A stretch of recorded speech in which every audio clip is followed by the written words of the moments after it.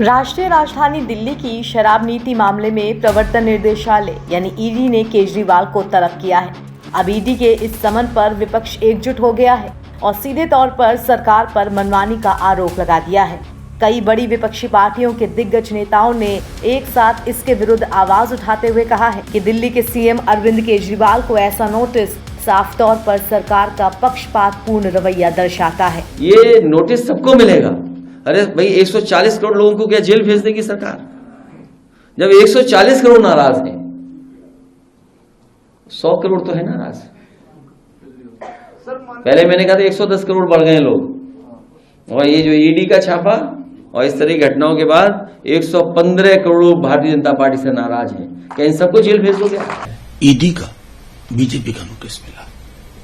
ED नहीं, हमने बोलना बंद कर दिया। No ED, no IT, no CBI, BJP शब्द अलग है। ईडी अभी चुनाव का भी मौसम है, उन राज्यों में भी अति सक्रिय क्रियाशील हो चुकी है ये, और जाहिर है अरविंद जी को भी अब बुलाया जा रहा। तो सीधे तौर पे अब विपक्ष के नेताओं को भी ये हमने तय कर लिया कि हम सिर्फ बीजेपी से नहीं लड़ रहे, हम इन संस्थाओं से भी लड़ रहे हैं जिन्होंने अपने चरित्र हनन का खुद से विटनेस बनना स्वीकार किया। ये सभी जो उनके विरोधी है, उनके नेताओं के ऊपर मनी लॉन्ड्रिंग या और चार्जेस डालेंगे चुनाव से पहले और बंद कर देंगे। जिस मनीष सिसोदिया के खिलाफ कोई एविडेंस नहीं है, ये बात सुप्रीम कोर्ट में हम सुन रहे थे, वो अचानक 10 दिन में एविडेंस आ गया और मनीष सिसोदिया का बेल रिजेक्ट हो गया।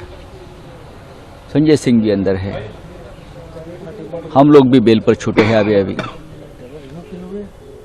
पश्चिम बंगाल के एक मंत्री को भी 2 दिन पहले अरेस्ट कर लिया है। देखिए, ये चाहे आप हो, चाहे तृणमूल हो, चाहे शिवसेना हो, चाहे एनसीपी हो, आरजेडी हो, इंडिया गठबंधन के सभी प्रमुख लोगों को इस प्रकार से झूठे मुकदमे, झूठे फायर, फिर सीबीआई, फिर ईडी करके ये सबको पॉलिटिकली खत्म करने का काम ईडी को दिया है, सीबीआई को दिया है। यह हमारे देश में चल रहा है। क्या केजरीवाल को समझ आता है? लेकिन आपके सरकार में, भारतीय जनता पार्टी में क्या सब दूध के धुले हुए हैं? महाराष्ट्र के लगभग 12 ऐसे सांसद हैं और विधायक है जिनके ऊपर ईडी का ऑलरेडी समन्स और वारंट है अरेस्ट का, वो अब सरकार में शामिल हो गए।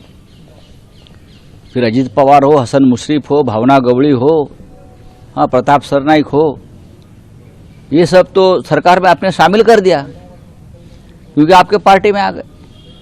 अगर केजरीवाल आपके पार्टी में आ गए तो हरिश्चंद्र बन जाएगा सत्यवादी। Targeting now Arvind Kejriwal, and as the elections get nearer, the Lok Sabha elections get nearer, they'll be targeting more people. I'm afraid they will at some stage target Raghav Chadha also. Then they have targeted Shibu Soren through the Lokpal. They are targeting Hemant. They have targeted all the about 30-40 officers in Chhattisgarh of the Congress party. You know what they've done in Maharashtra. And when the Prime Minister publicly said that the suspects will be dealt with, those very suspects are now ministers. They broke up the NCP. You know how they bought over, or they persuaded by means that I don't know, perhaps others know, as to how Eknath Shinde became Chief Minister, how they are targeting Madhya Pradesh, our leaders in Madhya Pradesh. So how they're targeting Telangana? You know that they're targeting Telangana.